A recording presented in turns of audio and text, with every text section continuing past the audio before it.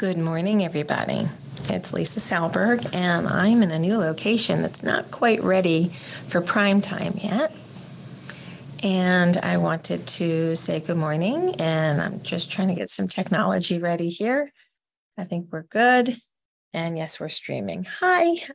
This is a solo edition of Tales from the Heart, a podcast from the Hypertrophic Cardiomyopathy Association. And I am Lisa Salberg, the founder and CEO of the Hypertrophic Cardiomyopathy Association, in my brandy new office of a whole week now. So we have moved our location. You're going to get a newsletter on that later today and see some other pictures coming up. And we'll share our new location and our address, and everything will be out on social media very, very soon. Just want to get you guys on here because I want to have a discussion with you today. And I want to make sure that I am seeing all of your questions and comments as we go forward. Okay, so what is happening here? That's not the right page. I don't know where my page went. There it is. Okay, so now I'm here, and now you're joining me. And now we'll see, there we go. What's going on? There we go, go. So now I have to turn this one down. Sorry about that. Still getting used to my new surroundings. And we did a little fun thing with the hair today, people. For those of you who notice, I decided to have some fun. So my daughter has teal hair, and now her mother does too. So we had a little bit of fun with that. So today I wanted to start a different conversation. And this is not a one-time conversation. This is a multiple lifelong kind of conversation that we're going to start to develop out more as programs here at the Hypertrophic Cardiomyopathy Association.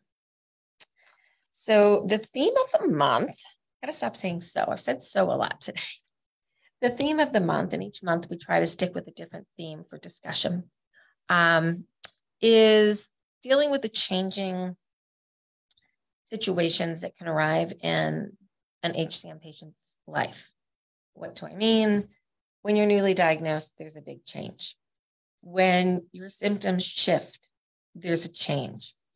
When you are no longer able to maybe do some of the things you were before, there are changes. And I've always kind of leaned into the terminology of we need to adjust the sails. I am not a sailor, but I know people who are. Hi, Gwen. But I think the concept of understanding that we were on a particular path and we are required to make a change, whether we want to make that change or not, we are required to make a decision and make a change. And these moments in life can be very, very disruptive and upsetting and really shake our foundation of who we are and how we define ourselves. And if there's anything I have learned in life in general, the only thing that is constant is change and how we respond to changes. So over the next months and years, we here at the HCMA will be building on the concept of developing the concept of resiliency in those with chronic illness. And there's a whole host of science and literature and experts in the field of resiliency. And over the coming months, I'm going to be bringing some of them to you through podcast, some of them in smaller discussion groups that'll be kind of like spinoffs of the discussion groups that we're running right now. But what I think is critically important to understand is while change is a constant, how we respond to changes is really important. And how we work as families when change comes up is also important. So we want to start focusing on building resiliency in the HCM community as a whole, which includes the patient, the family members, the friends, the coworkers, and those in professional care of those with hypertrophic cardiomyopathy. So we're going to start a journey together. And when I start a new kind of project line of the HCMA, I really want to get some feedback from individuals before we build out the programs as to what their wants and needs are. We only have a certain amount of bandwidth because we're a small organization. So when we develop programs, we want to make sure we're developing sustainable programs that really fit the needs of the community. And while August is this month of, adjusting to change, I thought it would be a good idea to kind of start the month with a conversation about what can we do to help you build your support system, which then allows you to develop a more resilient nature when it comes to whatever is going to happen in terms of changes. I have been through quite a few changes in my life. We all have.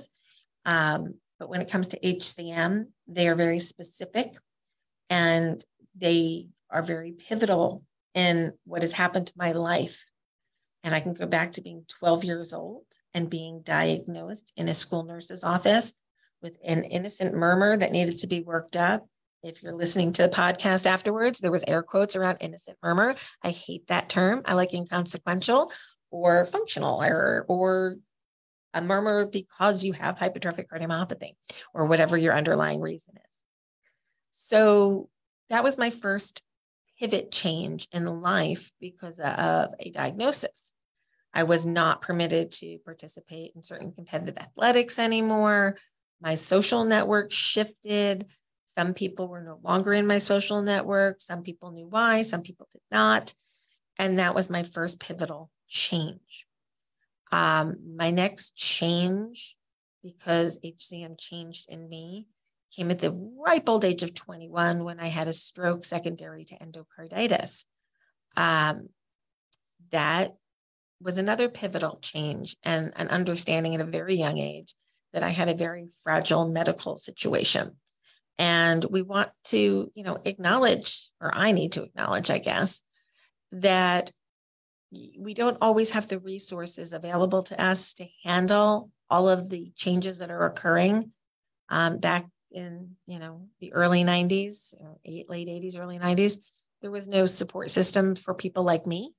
And then 5 years later, when my sister passed away, another pivotal change in life. My entire life changed in 1995. The path I was on completely changed. Professionally, it changed. Socially, it changed. Family-wise, changed. Everything changed because HCM had popped up again and caused some significant damage in my family by taking the life of my sister at the age of 36. So again, a pivot, a change, a lot of family dynamic shifts. It's great if you can get to a professional therapist and work out these issues with a professional therapist, but there is a shortage of therapists in this country. And we need to make sure that resources are available, maybe not to help people clinically, but to help people socially and to help them identify resources and to be an ear and listen and maybe provide a little bit of guidance where people might be able to get additional support. So things changed, 95, things changed. My own medical condition shifted again in the early 2010, 11 area. And then things went downhill pretty quickly for me. And I needed a transplant by 2016. And the call came in 2017. Again, a pivot, a change, a reevaluation of life and what's important and what isn't. All of these decisions. Do I say yes to a transplant and then accept that I am on anti-rejection medication for the rest of my life, which has risks of advanced cancer risks and rejection and all this other stuff? Yep, sign me up. I'm in because I'd rather be here than not be here. So you had to make more decisions. So decisions come every day. And some of us can get a little bit of decision fatigue, whether it comes to what are we eating for dinner that night, or what medical procedures are we willing to commit to? So it is a process, and it is an ever-changing process. And you never really know when things are going to shift. And it could have absolutely nothing to do with your cardiac condition. It could be the economy. It could be the workplace. It could be, the road is closed and you have to take a longer commute, and thereby your life changes for those little reasons. But everything weighs on you because it takes time to reprocess what normal is. And little changes can set us off and big changes can set us off. But if we have a strong foundation and personal resiliency, and we know simple methods to de-stress ourselves. There's just a piece this morning on the news about cortisol levels and how to measure cortisol levels. Cortisol increases when you're under stress, and now they can measure it in your hair. So I think they'll get some interesting information out of my hair these days. But they can measure it in so many different ways. And we know cortisol is bad, and it hurts you, and it ages you, and it throws off your entire equilibrium in a sense. So we want to keep our cortisol levels low. We want to keep our mental health strong. And the HCMA is working on some, I'll just call them invited speakers to come talk about some new concepts related to just some basic breathing exercises to de-stress. And how do you do that? Like, is it some like guru-y thing where it's all like metaphysical and weird? No, it's about sitting down, putting your feet on the floor, taking a couple of deep breaths and locking out the world for a minute and just taking care of yourself. And we're going to teach you some techniques to do that in the next couple of months. We'll get some speakers in to work on that. And then we're going to also start talking about how to build resiliency. We might even turn it into a study. So stay tuned for more information on that. But building resiliency doesn't just mean telling you, you got to be tough and get through it. No, it means you have to be vulnerable sometimes. You got to let your guard down and feel and process and understand that you have a lot of strength and a lot of support that may not necessarily be right in your house. The HCMA is here to provide online discussion groups several times a week. And there's somebody to talk to. We have our phone lines open. We have a new staff member who you're going to start to hear about more. We have a new full-time staff member who is going to be frontline patient advocacy, working directly with our families in lots of new and different ways, and some of the same old ways, but with different twists to it. So we want you to know you're not alone. And we want to help you identify what you can build in your personal life in terms of resources, whether it be one good friend that you can rely on. Maybe they're next door. Maybe they're somebody that you met online and you can talk to on the phone or on FaceTime or on Zoom or whatever. We want to make sure you have resources. We want to make sure that your health plans and your healthcare systems understand that having a disease like hypertrophic cardiomyopathy requires as much mental health support as it does cardiovascular support. So we're going to start developing deeper programs with our centers of excellence to ensure that you have access to being heard, and that not just this part, the heart part is being taken care of, but the head part is being taken care of too, because it is a stress. We all have stress every day, whether you have hypertrophic cardiomyopathy or not, or whether somebody in your household has it or not. But when you have HCM on top of all the normal stressors, it can get a little extra hard for these families. And we want to try to develop better programming so that we can meet those needs. And as we are in August and it is Adjust the Sales Month, I just want you all to take a time to take a minute, take 5 minutes a day for yourself and just do some personal reflection and ask yourself, how am I doing? Do I need something else? Am I comfortable in my own skin? How can I feel more secure mentally and physically? And how can, if it's HCM related stuff, how can the HCMA's programming help me out? I would encourage you to spend some time on our website. We've spent the past year really bulking up some of our resources, and more is to come. But we want to hear from you as well. So send us emails at support@4hcm.org on what you would find helpful. We are your organization. I started this thing, and I'm going to be here for a while running this thing, but we want to hear from you if you have other ideas on the things that you want or need to help you and your families through HCM. We are happy to say that the Lorry Fund is moving along, and the Lorry Fund is a fund we created in January of this year. We're on the fundraising side of it right now, not on the grant giving side yet, but these will be micro grants for transportation to and from HCMA recognized Center of Excellence programs or heart transplant programs for the treatment and management of your HCM. We don't want there to be barriers between patients and the best care possible. And sometimes a plane ticket could make all the difference in the world. Maybe you don't have it in your budget right now, but we're looking to provide micro grants to help pay for that. We can't guarantee we're going to pay 100% of the plane ticket, But once we get the funds up to a certain amount, we'll start accepting applications. You will have to show financial need, obviously, for such a program, but we don't want people to not go to a center because they didn't have gas money or a train ticket, or they couldn't afford a hotel room for the night. We want you to get there. So these micro grants will be made available hopefully by fourth quarter of this year. Every bit of money that we're raising towards it is just going into the Lorry Fund right now. It is my birthday next week, and I am doing a Facebook fundraiser. If you want to contribute to it, you are welcome to do so. And a portion of all of the birthday funds that I get this year will go towards the Lorry Fund to provide micro grants to the community. So my birthday present is to be able to give the gift of Center of Excellence care to others. So help us in doing that, and you can support that. You can do it at any time. It doesn't have to be for August. You can submit your payments at any time and your donations to the Lorry Fund, and we would really appreciate that. So as we consider changing changes, I'll say, we are in a new location. We have doubled our square footage because things are that busy. We're growing by staff and we're growing by volunteers, and there's going to be some new systems set up.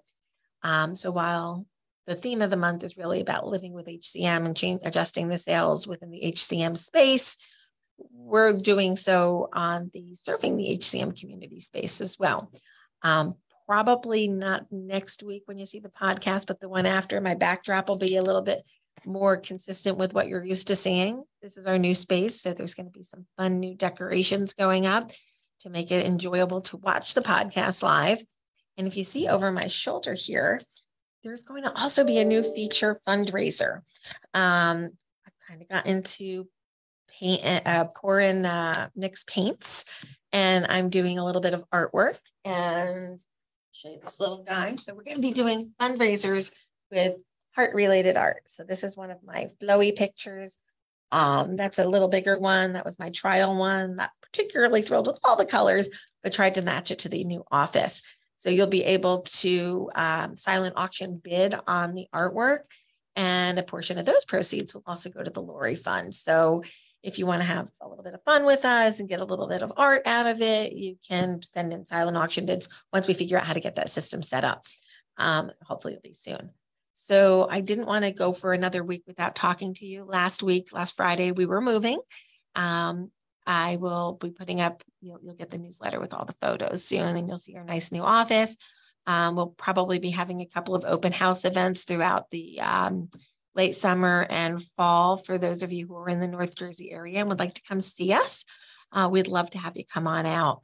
We are having an event at the end of October, Unmask the Great Masquerader Ball. Yes, a masquerade ball, not a costume party, but a cocktail attire inspired masked event. Eye mask, not face mask, hopefully, but if we need to, we'll wear those too. And that will be taking place in Parsippany, New Jersey. And you can get the information on our website, and hopefully you'll come and join us. We're going to have a little bit of fun. We're going to do some just fun stuff and try to raise some funds. And again, those proceeds will go predominantly to funding the Lorry Fund. So we want to make sure patients have access. So if you have a business and you want to give a silent auction item to the event, we'll be happy to accept that as well. Our address will be changed on Facebook today because I just realized I didn't do that. So please send us items, and you can look at our Amazon wish list as well. So I'm going to just see if anybody has any questions or comments. They're kind of quiet today, but I could be just not looking at this properly. Oh, yes, here we go. Once established at a COE, how often do they get reassessed if they do? Oh, I like your hair. Thank you, Kathy. So the reassessment is a process that we're developing out a little bit more, but we keep in basically constant contact with centers, and we're aware of changes. Again, changing sales. Doctors and medical systems, their employers, and people move and change.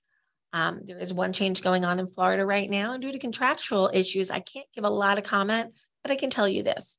There will be a very robust Center of Excellence in Orlando with phenomenal care and some names that you know, but in different capacities in different places. So you have to read between the lines a little bit there, because some things become contractual issues between a doctor and a medical practice or multiple medical practices. And when times of transition come around, it's a little hard to talk about. So we are aware that a couple of programs are in some levels of transition. Some of them are getting new staff members from other places. I can announce this one publicly.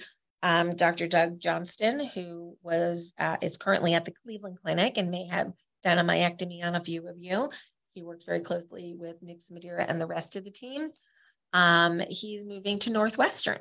So he's going from one of our centers to another one of our centers. And it's always fun when that happens because we get to keep him. And he's a fantastic surgeon. And I think it's going to serve the people of Chicago and the region incredibly well. So change is constant. And we are constantly talking with our centers about what's going on.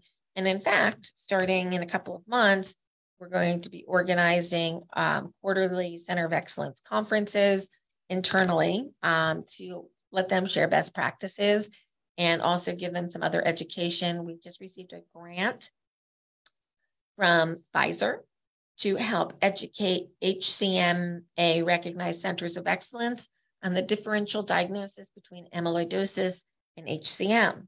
So that sounds a little bit unusual, right? You would think that everybody would get this, but they don't all.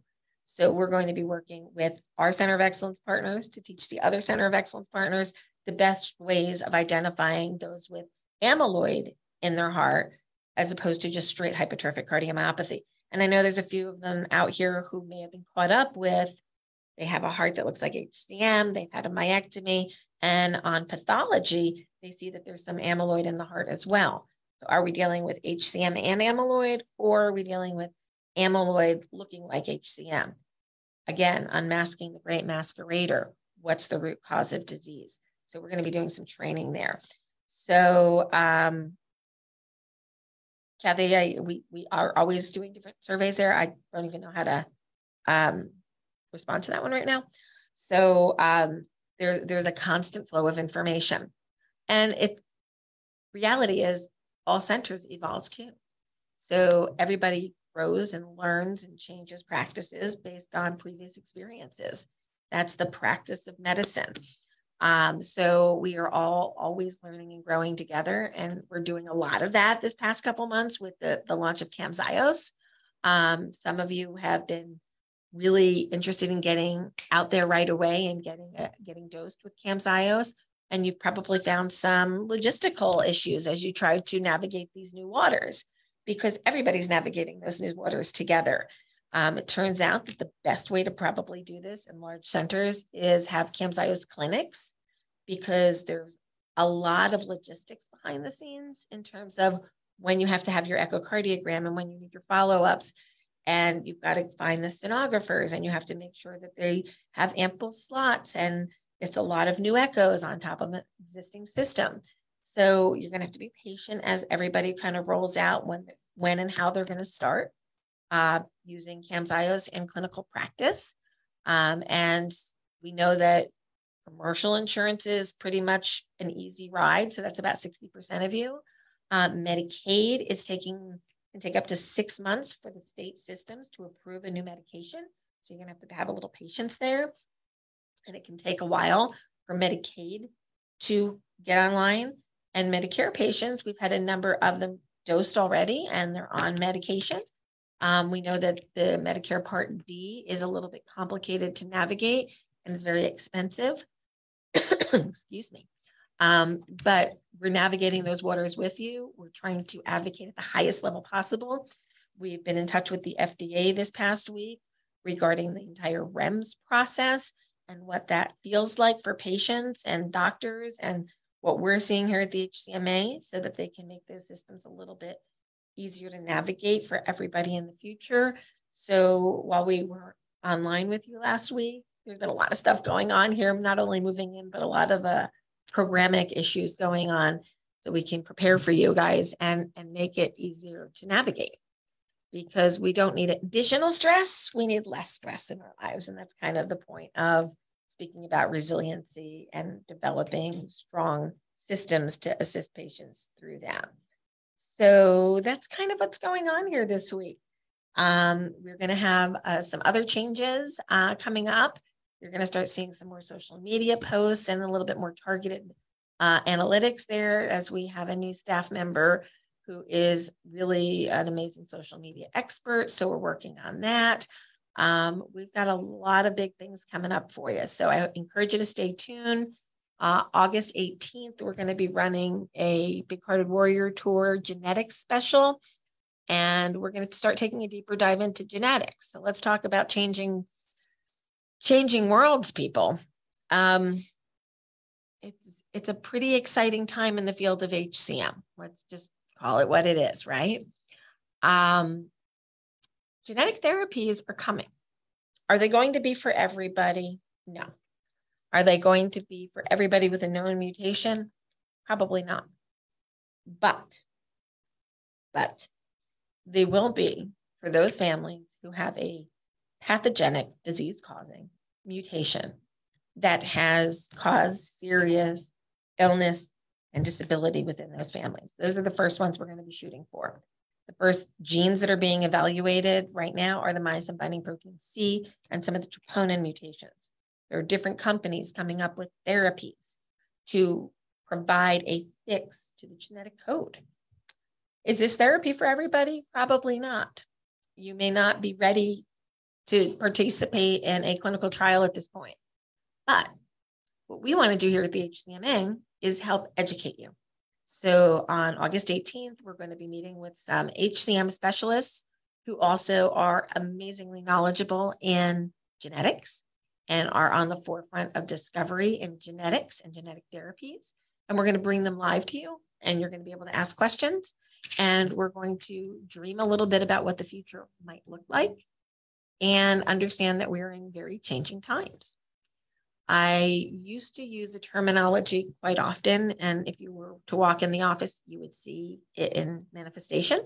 We would say there's no cure for HCM, but someday pigs might fly. It comes from the children's book, Pigs Might Fly, and I encourage you to read it. It's a full inspirational story, but we'd like to see pigs fly. And I used to never use the word cure. We used to look at HCM as a lifelong chronic condition for all, end of story. That was just the way we saw it. However, ladies and gentlemen, it's 2022, and some forms of HCM that are genetically identified at this time may actually have a cure. May. This is all hypothesis at this point. We know what's happening in mice. People are different than mice, but we are able to show these genetic editing material. It's not really editing. That was a wrong choice of words. It's really genetic therapies and the putting in code into the genetics of the human body that can normalize the cardiac sarcomere and how it functions. So we got to mavacamten, which focuses its therapy on the myosin and the actin and how they function. So we have myosin inhibitors. That's great. But what if we could fix the myosin altogether? That's the goal. And we're damn close to finding it. So changing times, people, changing times. And HCMA is trying to build programs so that you're all ready to deal with all of the changing times that are coming, and that we might be able to make your path with HCM just a little bit easier. So me and my funky blue hair are going to go now and do some more work and finish up a week that has been very productive here at the HCMA. And we've got a few more weeks ahead of us before summer's over. So we're going to start to cut out a little bit earlier on Fridays, maybe. So we'll be back with you on Monday.